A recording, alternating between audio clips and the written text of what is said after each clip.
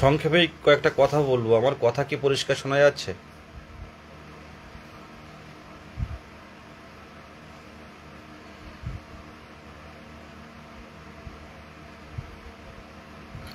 আমার কথা কি শুনতে শোনা যাচ্ছে ঠিকঠাক?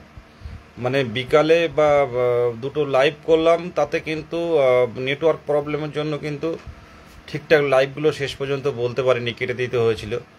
প্রথম লাইভটাকে মানে পুরোপুরি প্রথম লাইভে কোনো কথা সাউন্ড হয়নি, আর দ্বিতীয় লাইভে পরিষ্কার হয়নি, কেটে গেছিল।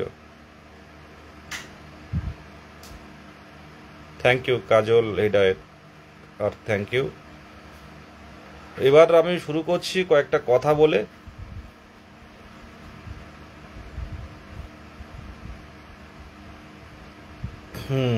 বনি Dutta madam thank you, Shafiq কোয়েস্ট thank you, Aftar Aftar thank you, Shatabdi, Tina বিশ্বাস, টিনা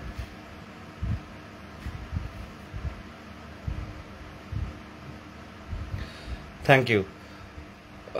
আজকে উত্তরবঙ্গের খুব সম্ভব জলপাইগুড়ির যে মাঠে মুখ্যমন্ত্রী বক্তৃতা দিচ্ছিলেন, তার মাঝে উনি অনেক সহানুভূতি দেখালেন শিক্ষকদের নিয়ে, যে 35,000 ভ্যাকান্সি দিয়েছি আর 21,000 ভ্যাকান্সি আছে। তো এটা ব্যক্তিগতভাবে আমার মনে হয় এটা ভ্যাকান্সি আপার প্রাইমারি নিয়োগ হয়ে গেছে, প্রাইমারির নিয়োগই বাকি আছে, শুধুমাত্র প্রাইমারি নিয়োগ, আর স্পেশাল কিছু টিচার অল্প কিছু আছে। তো এই মনে হয় মানে এই স্পেশাল এডুকেটরের জন্য এই ভ্যাকান্সি থেকেই কিন্তু ভ্যাকান্সি কাটবে। কত আছে কত নেই সেটা নিয়ে বড় কথা নয়, সকল টেট উত্তীর্ণদের নিয়োগ দিতে হবে। এমপ্লয়মেন্টের অবস্থা খুব শোচনীয়।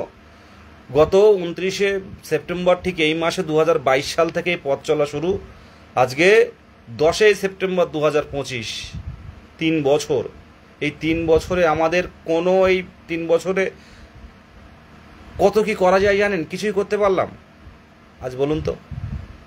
29শে সেপ্টেম্বর 2022 আর আজ 10ই সেপ্টেম্বর 2025, 3 বছর। একই দাবি, 50,000 শূন্য পদে প্রাথমিক শিক্ষক নিয়োগ। দেবে না কেন? কেন দেবে না? কেন দেবে না?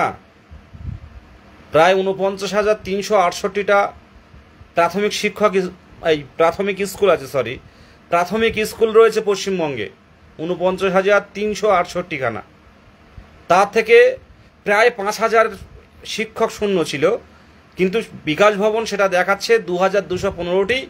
শিক্ষা দপ্তরকে জানাচ্ছে যে স্কুলে শিক্ষক বেশি, ওখানে পাঠানোর জন্য। তার মধ্যে থেকে পুরুলিয়া জেলার 372টা স্কুল শিক্ষক শূন্য, তারপর বাঁকুড়া জেলা 370খানা, এই 372খানা স্কুল শিক্ষক শূন্য প্রাথমিক স্কুল। পশ্চিম মেদিনীপুর প্রায় 270-72 এমন। তারপর পূর্ব বর্ধমান প্রায় 228 না 39 এমন আছে। আবার এদিকে বীরভূম 172খানা প্রাথমিক স্কুল শিক্ষক শূন্য। ভাবতে পারছেন?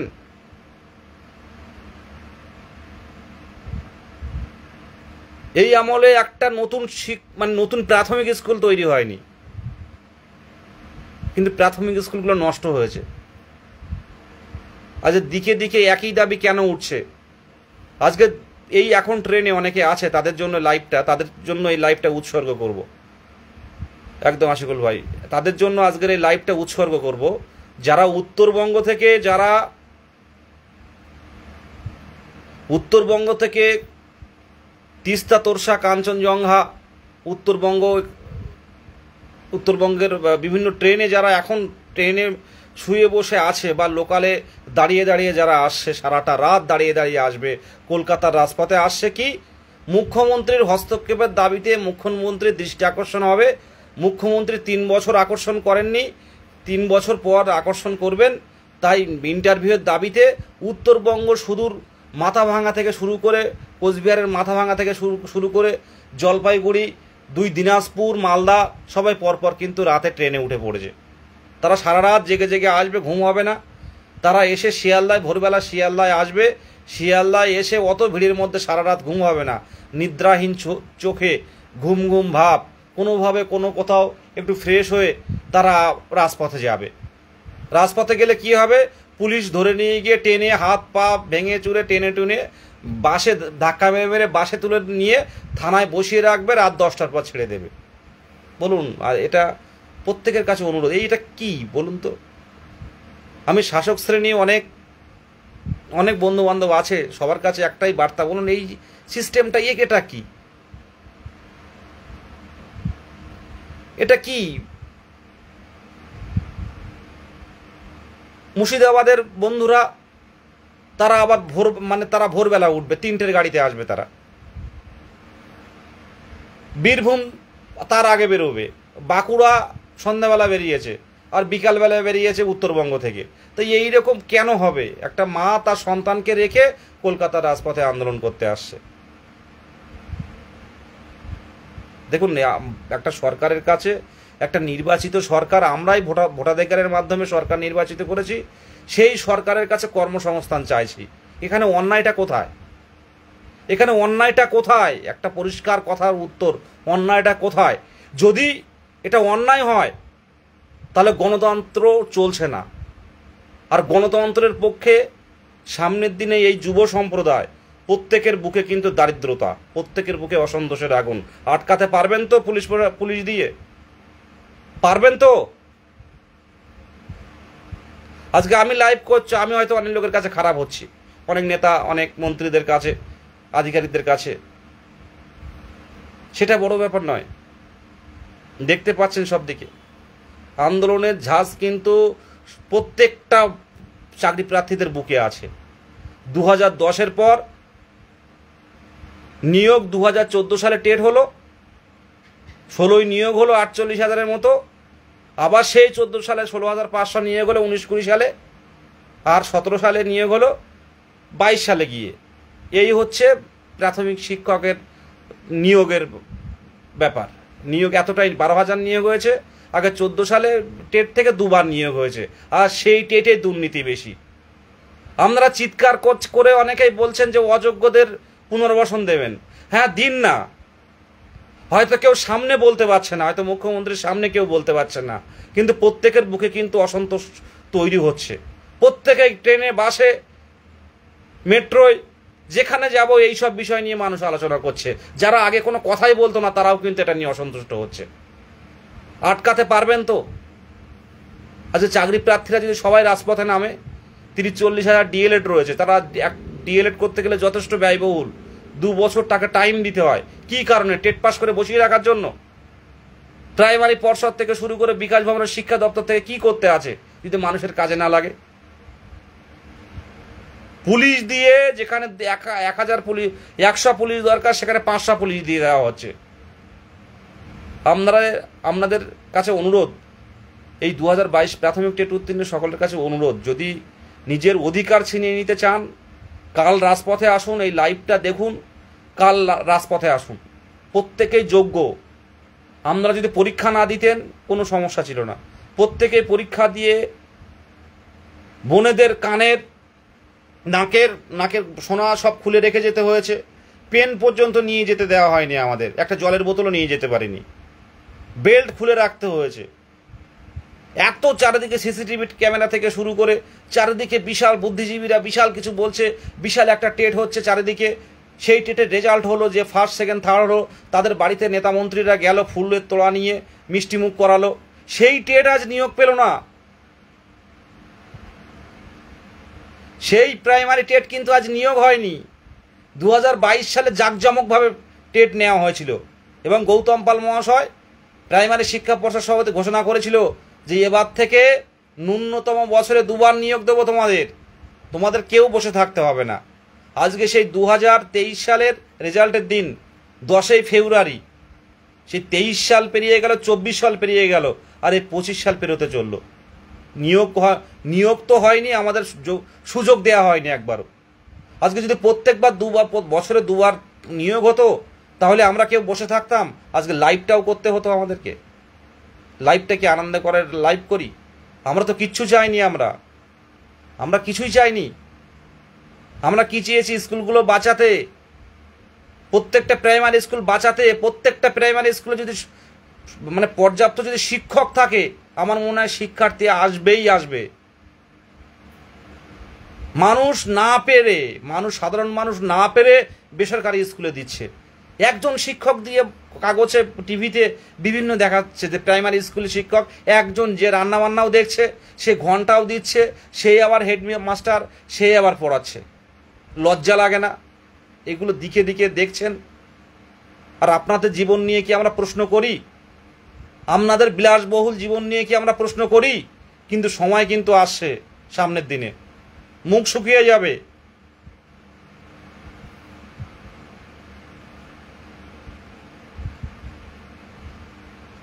কোথায় যাচ্ছেন হেলিকপ্টারে, কোথায় কি খরচ, সেগুলো কি আমরা জিজ্ঞাসা করি? হাজার হাজার সিকিউরিটি, জেড প্লাস নিরাপত্তা, কিসের কারণে? আজকে সরকার বলুন, আজকে মন্ত্রী বলুন, মুখ্যমন্ত্রী বলুন, প্রধানমন্ত্রী বলুন, চিফ সেক্রেটারি বলুন, যাই বলুন না কেন, প্রত্যেকটাই কিন্তু মানব কল্যাণের জন্য তৈরি, মানুষের কল্যাণের জন্য। পুলিশ প্রশাসন, আজকে আমার গেঞ্জিটা দেখুন, আপনারা এই গেঞ্জিটা পরেই আমি বসলাম। পুলিশ কিন্তু খারাপ না, সেটা তাদেরকে কিভাবে ব্যবহার করা হচ্ছে সেটা তার উপর নির্ভর করে। তারা চাকরিজীবী, তাদেরকে যেটা বলবে সেই অনুযায়ী কাজ করে। এই গেঞ্জিটা কিন্তু বিধাননগর পূর্ব থানার এক অফিসার দিয়েছিলেন। মানে টানতে গিয়ে আমার জামায় এমনভাবে টেনেছিল একটা আন্দোলনে, আমার বোতামগুলো সব ছিঁড়ে গেছিল। তো সেই জামা ছেঁড়া অবস্থায় স্যারের কাছে বললাম, মানুষ অনেক, পুলিশ ভালো, অনেক ভালো মানুষ আছে, সবাই খারাপ না। তো উনি এই গেঞ্জিটা দিয়েছিলেন, সেই গেঞ্জিটা পরে লাইভ করছি, যে গেঞ্জিটা পরো। অনেক মানুষ আছে, তারা বলে যে এই প্রাইমারি তোমাদের যে আন্দোলনটাই একমাত্র বর্তমানে সবচেয়ে বেশি চর্চিত। মানে তোমাদের প্রাইমারি শিক্ষক 40,000 ভ্যাকান্সি যদি দেয়, তোমরা প্রত্যেকে পেয়ে যাবে, আর তো আমাদেরও এই সমস্যায় পড়তে হবে না। তোমরা প্রত্যেকে নিয়োগ পেলে আমাদের থেকে বেশি খুশি কেউ হবে না। পুলিশ প্রশাসন এটা সামনে বলে, মুখ্যমন্ত্রীর সামনে বলতে পারছেন না, কিন্তু তারা কিন্তু প্রত্যেকে আলোচনা করেন বিষয়গুলো নিয়ে, যে কেন 19 তারিখে কোনো গর্ভবতী বোনকে তাকে টানতে টানতে বাসে তুলতে হবে, যে ব্লাইন্ড ম্যান, যে পিএইচ ক্যান্ডিডেট, তাকে কেন টানতে টানতে বাসে তুলতে হবে। আমি একটা রিলস শেয়ার করেছি, উত্তর দিনাজপুর কুসমা, ওটা হচ্ছে ওর বাড়ি রায়গঞ্জে, ওর নাম আদিত্য সাহা। ওর হাত দেখবেন বাঁকা, ও বাবা ছাড়া চলতে পারে না, তাকেও আঘাত করা হয়েছে। কি করবে টানতে গেলে? পুলিশেরও কি করার আছে? 10 জন ভালো থাকলেও কিছু কিছু সিভিক আছে, তারা নৃশংসভাবে তোলে। কার হাত ভাঙলো, কার পা ভাঙলো, কার গলার কলার চেপে নিয়ে বেরিয়ে গেল। এটা তো হচ্ছে। কেন ধরছেন আপনারা? কেন ধরছেন? পুলিশ প্রশাসনকে অনুরোধ করব, যারা একটু উপরের লেভেলে যারা আছেন, ধরছেন কেন বলুন তো? কি অন্যায় আমাদের, কি অন্যায়! সিস্টেমে যাব মুখ্যমন্ত্রীর কাছে, কেউ ক্ষমতা কারোর আছে যে মুখ্যমন্ত্রীর সাথে দেখা করাতে?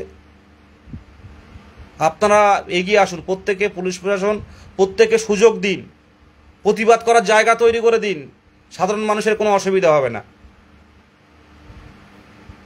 আজকে শিক্ষক দিবসে 5ই সেপ্টেম্বর, আজকে মানে ওর নাম ক্যানিং থেকে শহরজান লস্কর বোন এসেছিলেন বাচ্চা কোলে করে। একটা কোলের বাচ্চা নিয়ে আমি কয়েকটা ভিডিও শেয়ার করেছি, চোখের জল ফেলছে। কলকাতার শিয়ালদায় চোখের জল পড়েছে, আমি বলে দিচ্ছি, আপনারা যদি ভালো করে ভিডিওটা দেখেন বুঝতে পারবেন। শিয়ালদায় টপ টপ করে টানা রোদে টপ টপ করে তার চোখের জল ফেলেছে। এই চোখের জলের কোনো মূল্য নেই? তার সাথে তার দিদি তাকে ধরে নিয়ে এসছে, তার রোগটার নাম হচ্ছে মায়োপ্যাথি। হাঁটতে পারে না, হাঁটলে দুটো পা ছোট হয়ে যায়, বসে পড়ে, চলতে পারে না, মেট্রোতে উঠতে পারে না। সে কেন শিয়ালদায় গিয়ে কাঁদবে? আজকের প্রতিবন্ধীরা যদি সঠিকভাবে, তারা তো কোনো কোটা নেয়নি, তারা আলাদা, তারা আমাদের সাথে লড়াই করে, আমাদের সাথে কম্পিটিশান করে তারা কিন্তু কোয়ালিফাই হয়েছে। তাহলে আজকের প্রতিবন্ধী যদি তার কর্মসংস্থান পেতে সে স্বাভাবিক হতে চাইছে, 3 বছর সময় লাগে, তাহলে অন্য প্রতিবন্ধীরা কি আর পড়াশোনায় আলো আসবে? তারা তো অস্বাস্থ্যকর জীবনযাপন করবে। ওই সরকারের দেয়া 1000 কোটি টাকা নিয়ে সারা জীবন অস্বাস্থ্যকর জীবন, সারা জীবন মানুষের লাথি ঝাঁটা খেয়ে বাঁচবে তারা।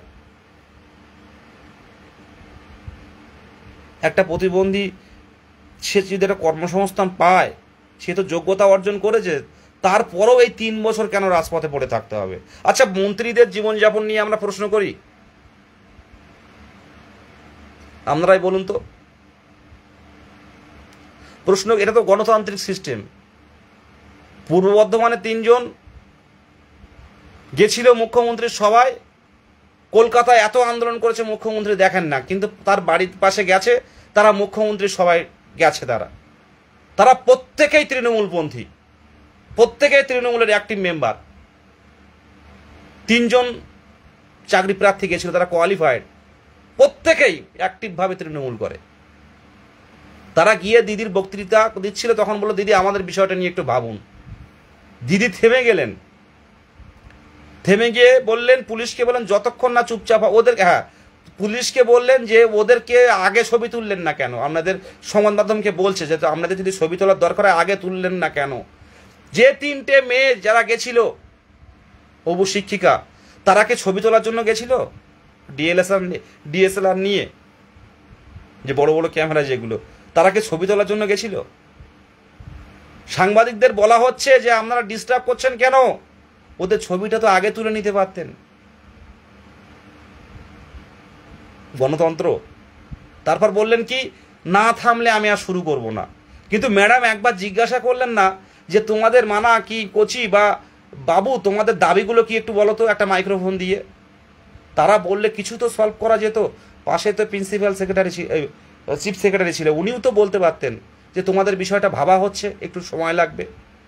সেখানে কোনো কথাই বললেন না, বরঞ্চ পুলিশকে সাজেশন দিলেন যে সাংবাদিক ভাইরা যেখানে থাকবে তার পিছনেও একটা ব্যারিকেড দেবে, যাতে যাতে জনগণ যেটা বলবে সেটা মুখ্যমন্ত্রীর কানে যেন না যায় বা সাংবাদিকরা যেন না দেখতে পায়, শুধু মুখ্যমন্ত্রীর বক্তৃতায় আমরা শুনে যাব। গণতন্ত্র এটা। উনি 30 সেকেন্ড 1 মিনিট বসে থাকলেন, কিন্তু 1 মিনিট কিন্তু তাদেরকে জিজ্ঞাসা করলো না যে আপনারা এত পুলিশ প্রোটেকশনের মধ্যে এসে দাবি রাখছেন, আপনাদের কুর্নিশ জানায়, এত সাহসিকতার পরিচয় দিই, কি দাবি বলুন তো? এই কথাটা কিন্তু মুখ্যমন্ত্রী জিজ্ঞাসা করলেন না। এটা গণতন্ত্র? এটা গণতন্ত্র? এটা কি সুষ্ঠু গণতন্ত্র? আজকে আমি লাইভ করছি, আমার উপর চাপ আসতে পারে, যে কোনো মুহূর্তে যে কোনো কিছু ঘটতে পারে, কিন্তু আমি ভয় পাই না, কারণ জীবনের যে মূল্যবান সময়টা কিন্তু অলরেডি পেরিয়ে যাচ্ছে। গত 3 বছরের একভাবে আন্দোলন করে যাচ্ছে।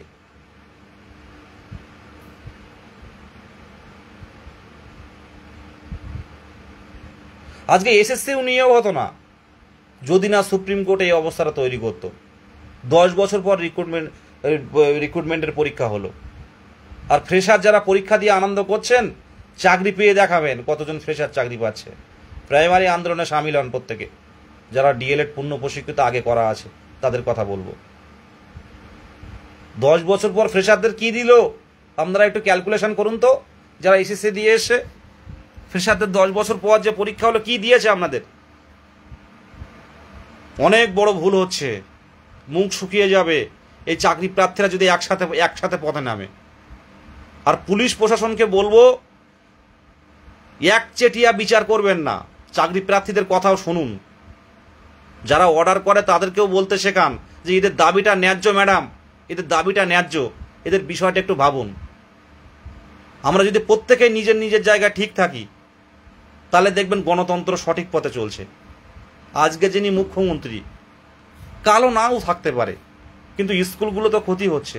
যে স্কুলটা ভগ্নপ্রায়, যে স্কুলটা ভূতের বাড়ি তৈরি হচ্ছে, প্রাথমিক স্কুলটা, সেই স্কুল আর ফিরে আসবে বলুন তো? আপনার একটা বাচ্চা, দুটো বাচ্চা, আপনি কি তাকে সেখানে পাঠাবেন? পুরো বাড়ি হয়ে যদি পড়ে যায়, একবার বন্ধ হয়ে যায়, তাকে আর পাঠাবেন সেখানে? যে ও তো ভূতের বাড়ি হয়ে গেছে, ওখানে আমার সন্তান পাঠাবো না। প্রত্যেকের সন্তান তো প্রত্যেকের জীবনের চেয়ে সন্তানের দাম বেশি। সবাই ভালো জায়গায় পড়াতে চায়। যে স্কুলগুলো পঙ্গু হয়ে পড়ে যাচ্ছে, একজন শিক্ষক, আপনি অভিভাবক অভিভাবিকা হয়ে, বাবা মা হয়ে, আপনি কি সেই স্কুলে আপনার সন্তানকে পাঠাতে পারেন?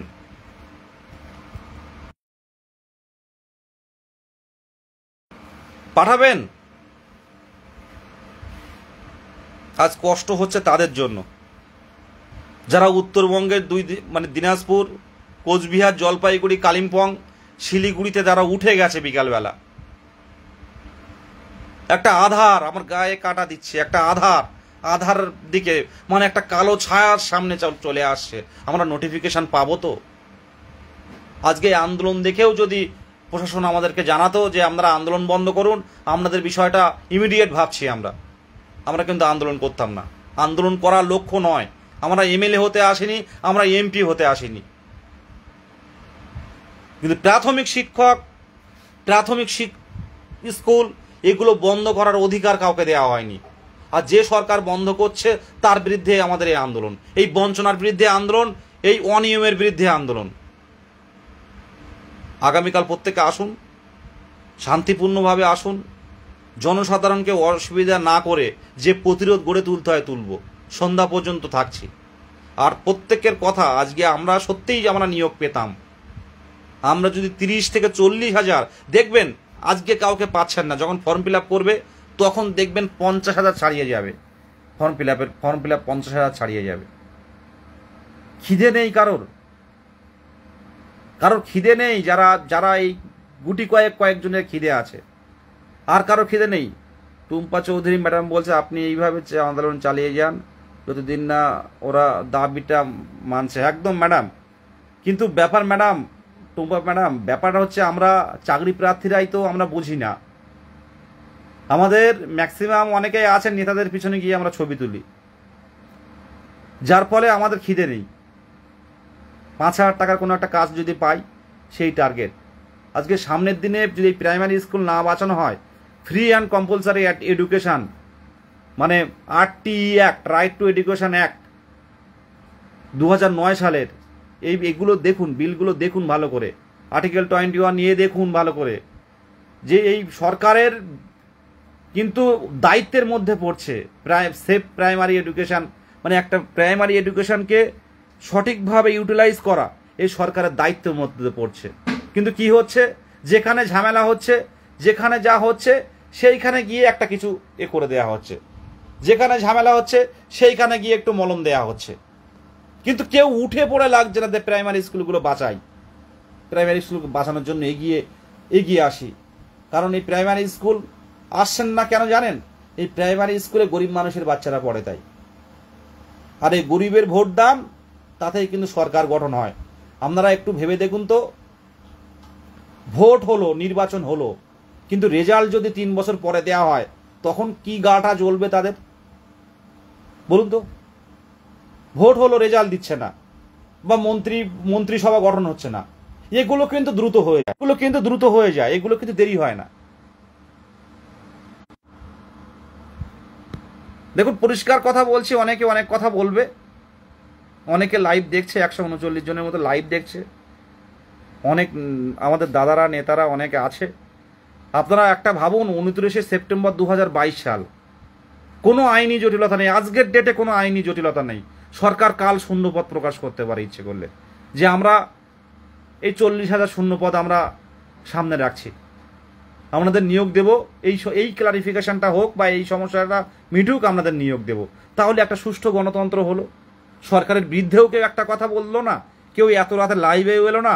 উত্তরবঙ্গ থেকে ভাইয়েরা বোনেরা কেউ এই সারা রাত জেগে কলকাতার রাজপথে আন্দোলন করতে এলো না। আন্দোলন করার জায়গাটা তৈরি হবে কেন? আমার প্রশ্ন এখানে। আপনারা যদি প্রত্যেকে পথে নামেন, 10 জন নামলে দেখবে পিছন থেকে আরো 15 জন নামছে। এটা এমন, প্রত্যেকের বুকে জ্বলছে আগুন। আপনি নেমে দেখুন, অন্যরাও আপনার দেখে নামবে। আজকে আমরা হবু শিক্ষকরা নামবো, আমাদের সাথে সাথে জনগণ নামবে।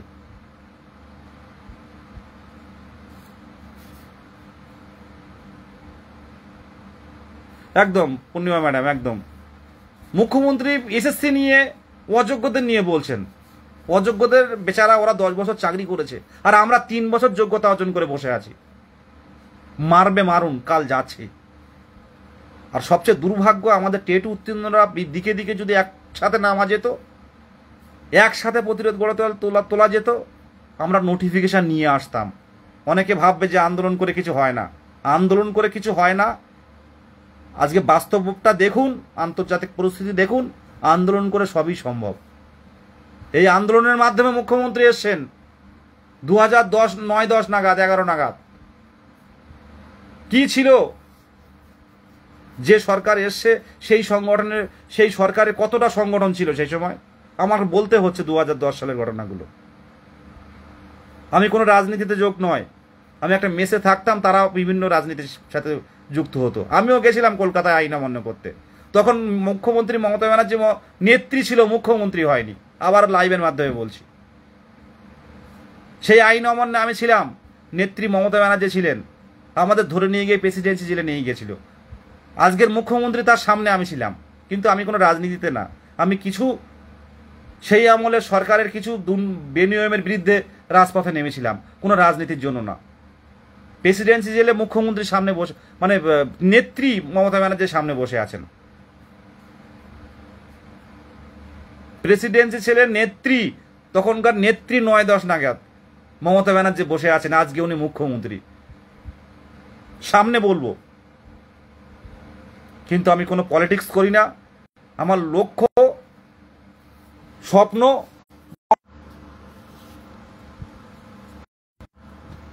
পুলিশ প্রশাসন সহযোগিতার হাত বাড়াবে আগামীকাল, সেই দাবি প্রত্যেকটা জায়গায় রাখা হয়েছে।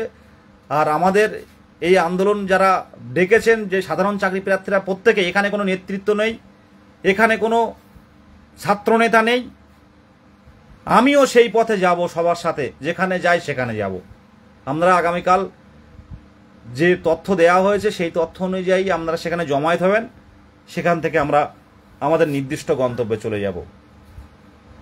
আজকে শিক্ষা দপ্তর যখন বিকাশ ভবন অর্ডার দিল শিক্ষা দপ্তরকে, যে আপনারা এই যে শূন্য স্কুলগুলো, যেখানে শিক্ষক শূন্য, সেখানে শিক্ষক বদলি করুন, তখন বলা গেল না যে নতুন প্রাইমারি শিক্ষক কেন নিয়োগ হচ্ছে না?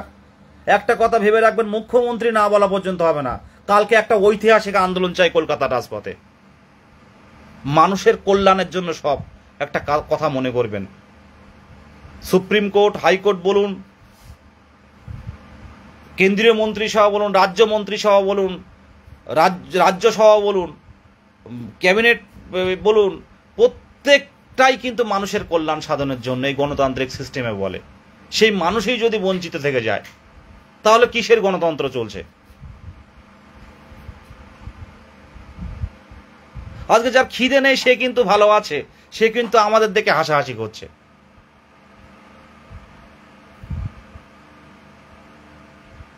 এসি গাড়িতে করে যাতায়াত করছে, পর্ষদ হোক, বিকাশ ভবন হোক, অফিসাররা আমাদের ভালো রাখার জন্য, কিন্তু আমরাই তো ভালো নেই।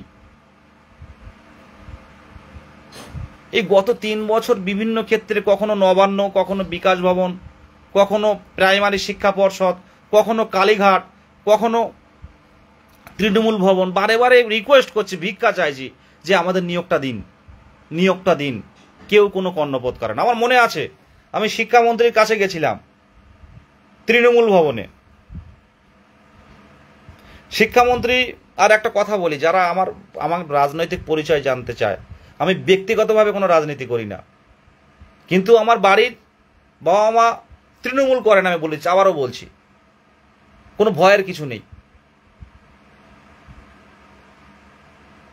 2010 সালে ঝান্ডা ধরে মিছিলের সামনে হাঁটতো, কিন্তু মানুষটা, বাবার একটা চোখ নষ্ট হয়ে গেছে, সুন্দরবনে এখনো মাছ কাঁকড়া ধরে। সেইভাবে পার্টি করি না, আমাদের বাড়িতেও কেউ করে না, সাপোর্ট করে এইটুকুই।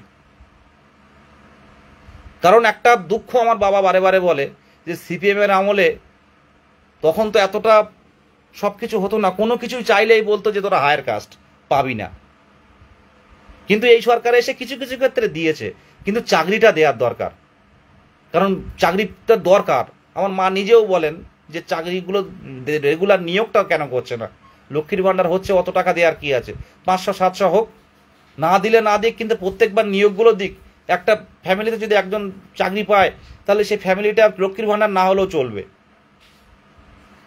আমি যে কথাটা বলছিলাম, ভুলে গেছি সেই কথাটা, যে এই যে শিক্ষা দেওয়া, তৃণমূল ভবনের কথা বলছি, নেতাদের পাশে, মন্ত্রীদের পাশে অনেকগুলো কঞ্চি থাকে, অনেকগুলো নেতাদের পাশে চামচা থাকে। 2017 প্রাইমারি টেট 2021 সালে হতে পারে, কিন্তু নতুন করে এই টেটে কেউ যুক্ত হতে পারেনি। শিক্ষামন্ত্রীর ঘরে ঢুকছি, কিছু কিছু আছে ওই রকম বললাম না, তারা বলছে আরো 3 বছর ওয়েট করুন, এত ব্যস্ত হচ্ছেন কেন, সবে তো পাশ করলেন, ভাবতে পারছেন? আর এই শিক্ষামন্ত্রী বলুন, এই সরকার গঠনের জন্য আমরা কত কন্ট্রিবিউট করেছি? আমরা কি লড়াইয়ের পথে নামিনি? আমরা কি সরকারকে ভোট দিইনি? কিন্তু অধিকার নেই শিক্ষামন্ত্রীর সাথে কথা বলার। তার পাশে যে চামচাগুলো থাকবে তারা আমাদের বলছে।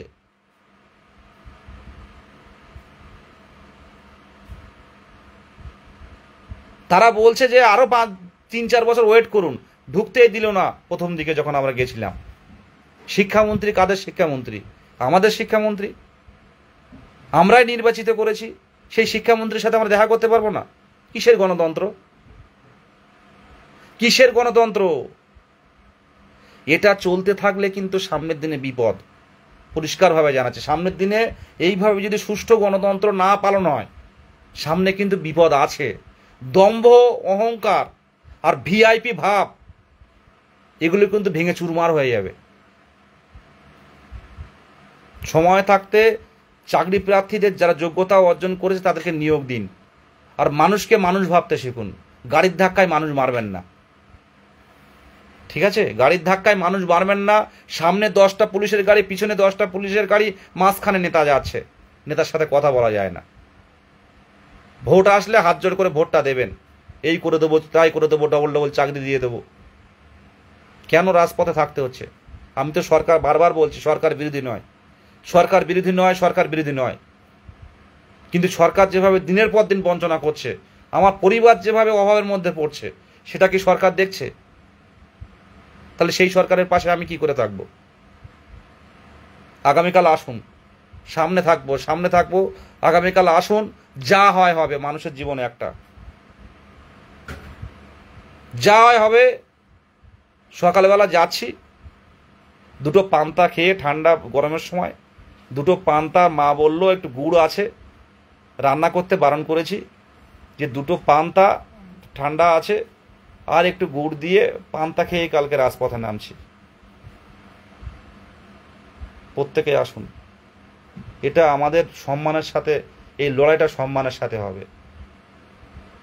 এই লড়াইটা সম্মানের লড়াই। নেতা মন্ত্রীদের ছেলে কিন্তু আমাদের সাথে নেই, তারা বিদেশে পড়াশুনো করে, তারা কিন্তু এই আন্দোলনের রাজপথে আসে না, তারা নর্মালি যুবরাজ হয়ে যায়। এখন প্রত্যেকটা ব্লকে ব্লকে যুবরাজ তৈরি হয়ে গেছে, দেখবেন প্রত্যেকটা ব্লকে ব্লকে, প্রত্যেকটা গ্রামে গ্রামে যুবরাজ তৈরি হয়েছে। যে ছেলেটা, আমাদের এলাকায় বলি, যে ছেলেটা যেমন নর্মাল ছেলে, পাড়ার ছেলেরা যেমন ঘুরে বেড়ায় এদিক ওদিক, অগসল জীবনযাপন, এদিক ওদিক, বন্ধু বান্ধব, আনন্দ উৎসব, যে ছেলেটা ঘুরে বেড়াতো, সে আজকে যুবরাজ। মানুষ চাক আর না চাক, তাকে যুবরাজ বানিয়ে দিচ্ছে সবাই। এই যুবরাজ, ওই যুবরাজ, আগামী দিনের যুবরাজ, ব্লকে ব্লকে যুবরাজ, গ্রামে গ্রামে যুবরাজ। আর আমরা হয়ে গেছি ভিখারি। যোগ্যতা থাকলেও, স্পিকিং পাওয়ার থাকলেও আমরা যুবরাজ হতে পারবো না। আমরা প্রাইমারি শিক্ষক হওয়ার চেষ্টার জন্য আজকে মাথার চুল পেয়ে গেছে। আমরা ভেবেছিলাম 2010-এর পর ধারাবাহিক নিয়োগ হবে।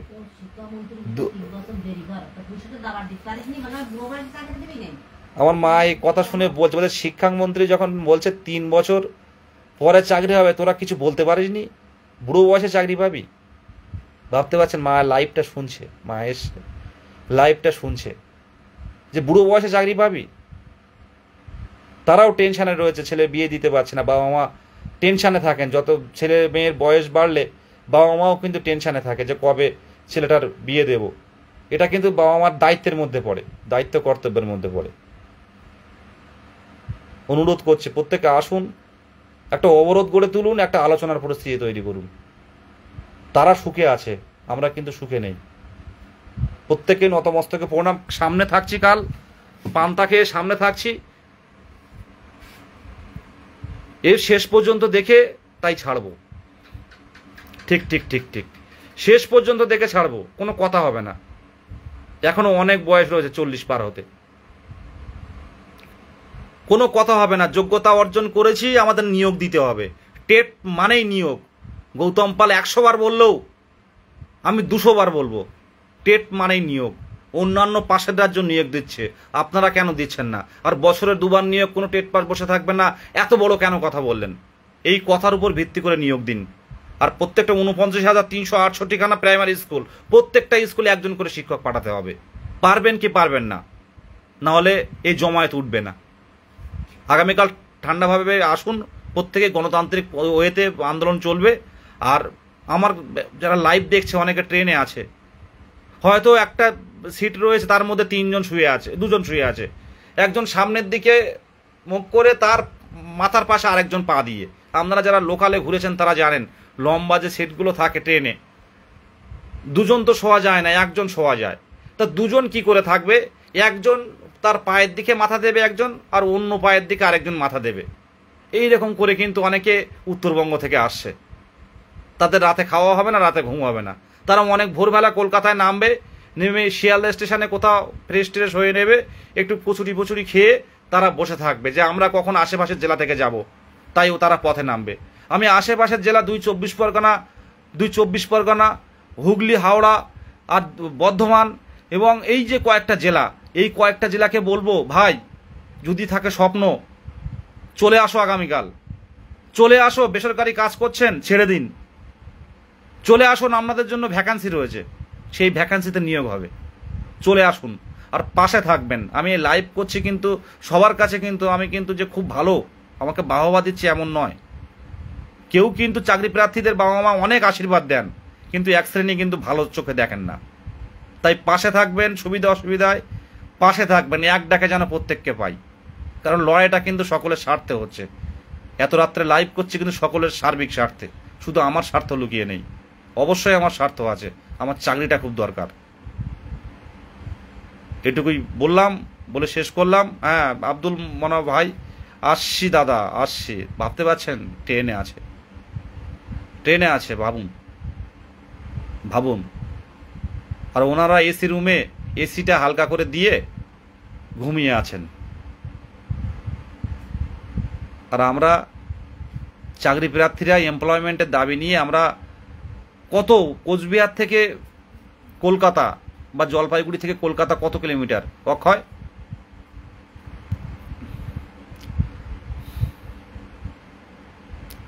শাহিদ বাবু বলছেন এইমাত্র কলকাতা পৌঁছলাম। ভাবলেন ঘুমাবে কোথায়? স্টেশনে শুয়ে থাকবে, স্টেশন পরিষ্কার করতে আসবে, তুলে দেবে, আবার ব্যাগটা নিয়ে একটু ঘুম চোখে আবার উঠে অন্য জায়গায় শুয়ে পড়বে।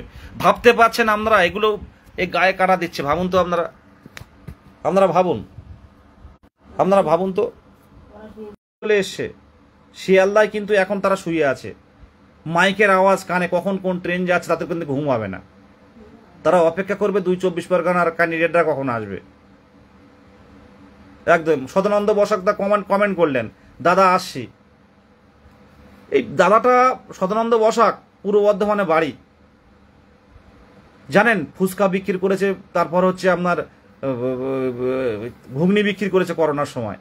একটা 5,000-7,000 টাকার একটা কাজ করে। বাবা অসুস্থ, বাড়ি বেডে পড়ে আছে, প্যারালাইসিস, বাবা উঠতে পারে না। সে 40 বছরের কাছাকাছি বয়স,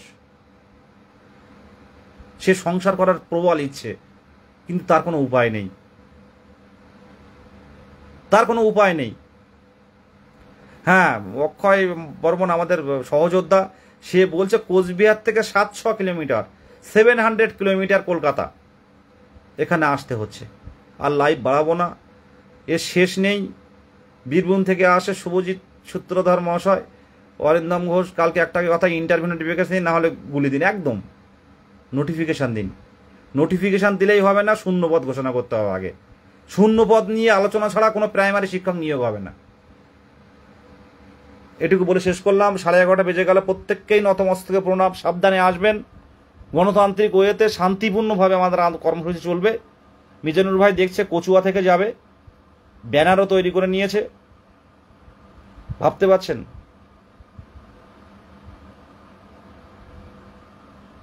শুভরাত্রি প্রত্যেককে। হ্যাঁ, বাঁকুড়ার বিষ্ণুপুর থেকে আসছি, সুদীপ দত্ত স্যার। বাঁকুড়ার বিষ্ণুপুর এখানে, বিষ্ণুপুর, জয়পুরের জঙ্গল, মুকুটমণিপুর এখানে বলুন তো, তারাও আসছে। পাশাপাশি জেলাগুলো কাল যেন একটা বিশাল একটা জমায়েত হয়, সারা বাংলা তথা ওয়ার্ল্ড দেখবে কালকে, যদি জমায়েত যদি ঠিকঠাক হয়, সারা ভারতবর্ষ দেখবে যে পশ্চিমবঙ্গে ছাত্র যুবরা এমপ্লয়মেন্টের দাবিতে রাজপথে নেমেছে। আসুন আগামী প্রজন্মের জন্য একটা ভালো কিছু করে যাই। ধন্যবাদ প্রত্যেকে, শুভরাত্রি। আর রাত বাড়াবো না, এখনও 123 জন লাইভ দেখছে। কুর্নিশ জানায় আপনাদের এই প্রতিবাদটাকে ধরে রাখার জন্য। আজ যা আন্দোলন করব, আগামীকাল দেখবেন প্রাথমিক স্কুলগুলো কিন্তু ঠিকঠাক চলবে, আর এই আন্দোলনই কিন্তু মানুষ মনে রাখবে। প্রত্যেককে শুভরাত্রি।